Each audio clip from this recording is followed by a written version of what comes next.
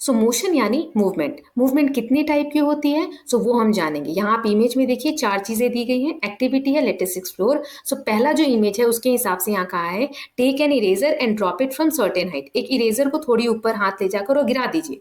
अब इरेजर को थोड़ी ऊपर हाथ ले जाकर और गिरा दीजिए।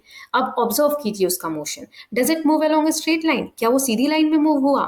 ऐसे ही when an orange drop from the tree, does it move in a straight line? अगर कोई ऑरेंज पेड़ से नीचे गिरता है तो क्या वो सीधी लाइन में गिरता है? या फिर रिपब्लिक डे की जो परेड होती है यहाँ बच्चे कर रहे हैं, डे की जो परेड होती है यहाँ बच्चे कर रहे हैं, तो क्या वो सीधी लाइन में चलते हैं, स्ट्रेट लाइन पाथ में चलते हैं? या फिर हैवी बॉक्स को एक बच्चा धक्का दे रहा है इमेज में, है ना। सो ऐसा जब पुश करते हैं तो क्या चीज जो है वो स्ट्रेट लाइन में मूव करती है?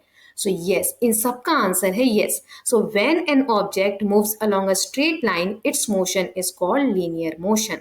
जब एक लाइन में कोई चीज मूव कर रही है तो उस मोशन को हम कहते हैं लीनियर मोशन। ठीक है, तो अपने आसपास हमें ऐसी चीजें देखनी है, तो जैसे ये एग्जांपल्स ही हम एक बार यहाँ वीडियो फॉर्म में देख लेते हैं। देखो ये बच्चा ऐसे पुश कर रहा है तो एक सीधी लाइन में बॉक्स मूव हो रहा है। ऐसे ही आप बॉल जब उछालते हैं एक लाइन में मूव होती है। और अभी हमने ऑरेंज या एप्पल का जो एग्जाम्पल देखा वो ऐसे ही सीधे गिरेगा। और परेड में भी बच्चे एक लाइन में सीधा देखो कैसे मूव कर रहे हैं, है ना। सो ये सब क्या है? लीनियर मोशन है। I hope it is clear. तो ये हमारा एक टाइप का मूवमेंट हो गया। नाउ क्या है? लीनियर मोशन है। I hope it is clear. तो ये हमारा एक टाइप का मूवमेंट हो गया। Now but do things always move along a straight line? You might have enjoyed playing on swing and merry go rounds. Are these types of motion also linear motion? आपने बहुत बार यहाँ झूला दिया हुआ, ऐसे झूले पे झूले होंगे या देखा होगा आपने। सो क्या ये भी लीनियर मोशन है? नहीं। एक्टिविटी है, लेट अस इन्वेस्टिगेट। आपको एक धागा लेना है, उसमें इरेजर या पटेटो कोई भी भारी चीज एक एंड पे बांध देना है। उसके बाद आपको हाथ में लेके ऊपर गोल गोल ऐसे घुमाना है। अब उसके मोशन को देखिए। So is the motion of eraser the same of the merry go round? क्या जो आप ऐसे धागा घुमा रहे हैं तो क्या वो भी इसी तरीके से घूम रहा है जैसे ये जो झूला है जिसको मैरी गो राउंड बोलते हैं? So when an object moves along a circular path it's motion is called circular motion. जब सर्कुलर यानी सर्कल वाले पाथ में कोई मोशन हो रहा है तो उसको हम कहते हैं circular motion.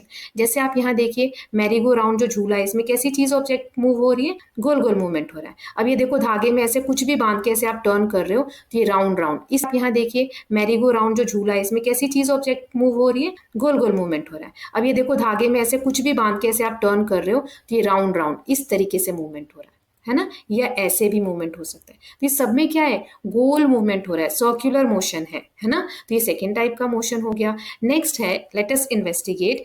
Tie an eraser या potato at the end of a thread, hang the eraser by holding the end of a thread, hang the eraser by holding the other end of the thread, keep your hand steady, using the other hand take the eraser slightly to one side and then release.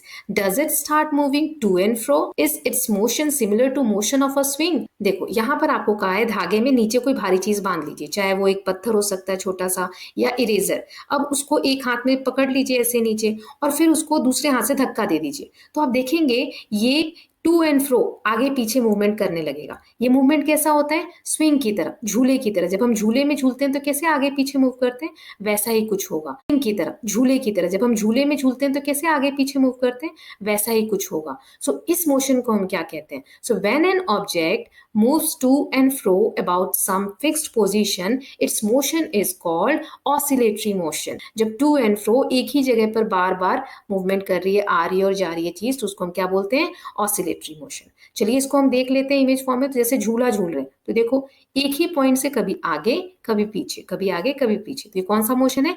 Oscillatory motion. ऐसे ही ये clock आपने देखी होगी, इसमें जो ये नीचे pendulum है इसका भी मोशन कैसा है? ऑसिलेटरी मोशन है, एक ही जगह से बार बार आ रहा है जा रहा है ना, इस तरीके से।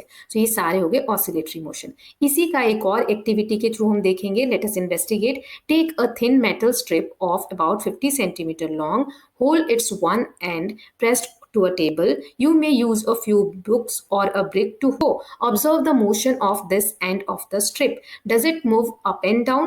This is also an example of oscillatory motion. So आप उसको बुक्स के बीच में भी रख सकते हैं या ऐसे देखिए हैंड से एक तरफ से दबा लिया टेबल पे, दूसरी तरफ से आपको थोड़ा सा उसको पुश कर देना है और जब आप उसको छोड़ेंगे ना, एक तरफ से पकड़ के रखिए या बुक से दबा दीजिए, तो आप देखेंगे वो वाइब्रेट हो रहा है या ऊपर नीचे एक ही जगह मूव हो रहा है। इस तरीके से देखो ऐसे मूव हो रहा है बार बार एक ही जगह ऊपर नीचे, तो इसको ही हम कहते हैं ऑसिलेटरी मोशन। ओके आप ये ट्राई करके देख सकते हैं।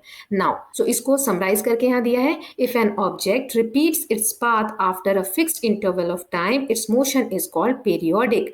सो कोई भी मोशन अगर थोड़ी थोड़ी देर में सेम रिपीट होता जा रहा है तो उसको हम बोलते हैं पीरियोडिक मोशन।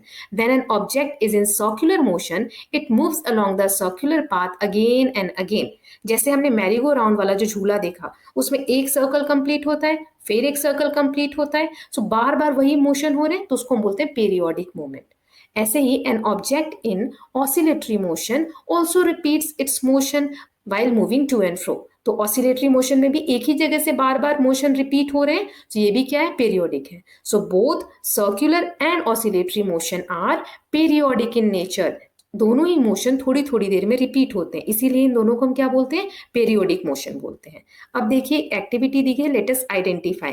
हमें इस पिक्चर में जितनी भी चीजें दी गई हैं आपको ये क्लासिफाई करना है कि कौन से मोशन में है और टेबल में फिल करना है। टाइप ऑफ मोशन ऑब्जेक्ट्स एक तरफ लिखेंगे और लीनियर है, सर्कुलर है या ऑसिलेटरी है ये बताएंगे। तो चलिए एक एक करके देखते हैं। तो पहले स्विंग है, स्विंग में हमें दिया हुआ है मूविंग टू एंड फ्रो, आगे पीछे मूव कर रही है, मैंने आपको पहले भी दिखाया। इट एग्जिबिट्स ऑसिलेटरी मोशन, ये कौन सा मोशन दिखा रहा है, ऑसिलेटरी, क्योंकि बैक एंड फोर्थ आगे पीछे मूवमेंट हो रही है। देन सी सॉ, ये वाला जो झूला होता है इसको सी सॉ बोलते हैं, इसमें भी कौन सा मूवमेंट है, ऑसिलेटरी। देखो टू एंड फ्रो, बार बार ऊपर नीचे सेम मूवमेंट हो रही है ना, सो यहाँ पे भी हम लिखेंगे moving to and fro. Then third is merry go round, इसमें सर्कुलर मोशन है, so rotating in a circular, okay.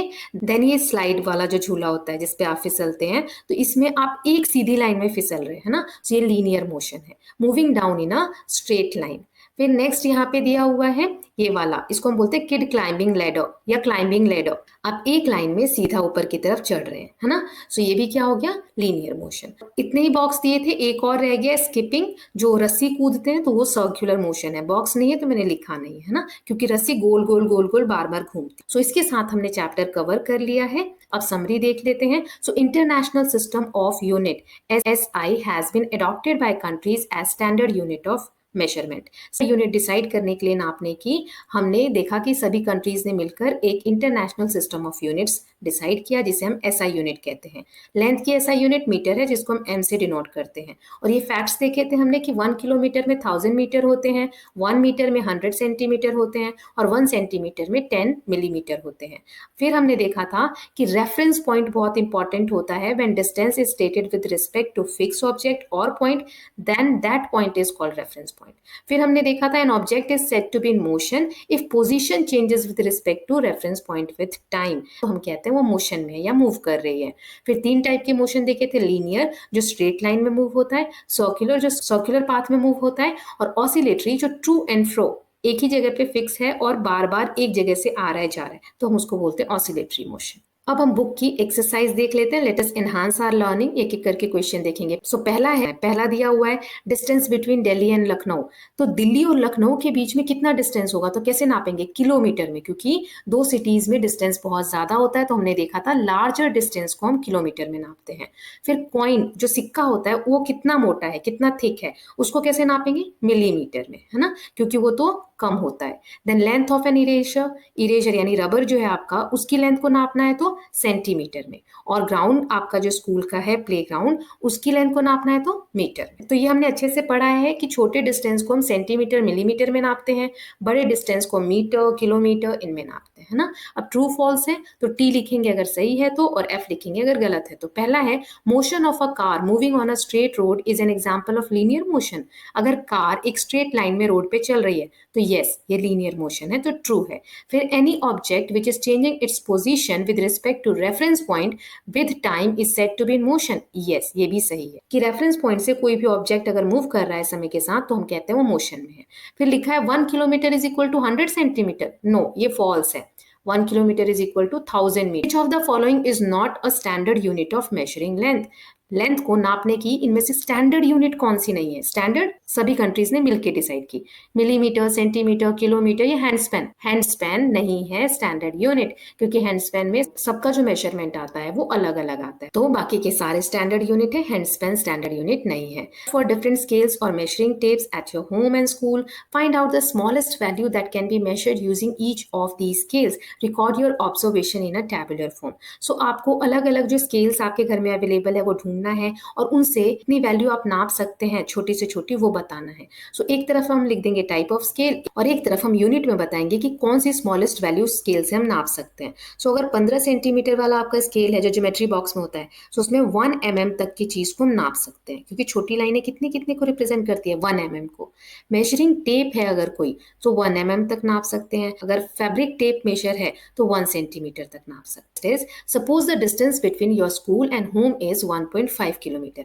आपके स्कूल और घर के बीच का डिस्टेंस दिया हुआ है 1.5 किलोमीटर। आपको मीटर में इसको चेंज करना है। सो कितना डिस्टेंस दिया है, 1.5 किलोमीटर। अब हमें इसे मीटर में कन्वर्ट करना है, तो मीटर में 1000 से मल्टीप्लाई कर देंगे। तो 1.5 किलोमीटर को 1000 से मल्टीप्लाई करेंगे तो 1500 मीटर्स में आंसर आ जाएगा। ठीक है, क्यों किया? क्योंकि हमें पता है कि 1 किलोमीटर में 1000 मीटर होते हैं। ये फैक्ट्स आपको याद रखने होंगे। एक और तरीका है इसका सिंपल, कि 1 किलोमीटर में 1000 है, यहाँ 1.5 किलोमीटर दिया है, यानी 1000 + 500 यानी 1500 मीटर। तो कैसे भी आप करोगे तो 1500 मीटर ही आए। टेक अ टम्बलर और अ bottle, measure the length of the curved part of the base of glass और बॉटल एंड रिकॉर्ड इट। तो क्या करना है, यहाँ पर आपको एक बॉटल या ग्लास लेना है, उसका जो सर्कुलर पार्ट होता है ना उसको नापना है। इस तरीके से देखिए, सो फ्लेक्सिबल मेजरिंग टेप से आप ये नापेंगे। जैसे यहाँ 10 दिख रहा है तो मैं लिख देती हूँ 10, लेकिन ऐसा सबका आंसर नहीं आएगा, अलग आएगा। क्वेश्चन इज, आपको अपने फ्रेंड्स की हाइट को नापना है, मेजर करना है और मीटर, सेंटीमीटर और मिलीमीटर में उसको चेंज करना है। सो जैसे यूनिट एक तरफ लिख दी और वैल्यू एक तरफ। सो मान लो आपने लेंथ मेजर की और मीटर में कितनी वैल्यू आ गई, 1.45 मीटर। अब इसको सेंटीमीटर में बदलने के लिए क्या करेंगे, हम जानते हैं कि 1 मीटर में 100 सेंटीमीटर होते हैं। सो इसको 100 से मल्टीप्लाई कर देंगे तो आ जाएगा 145 सेंटीमीटर। अब मिलीमीटर में बदलने के लिए क्या करेंगे, तो ये मैंने आपको बताया था कि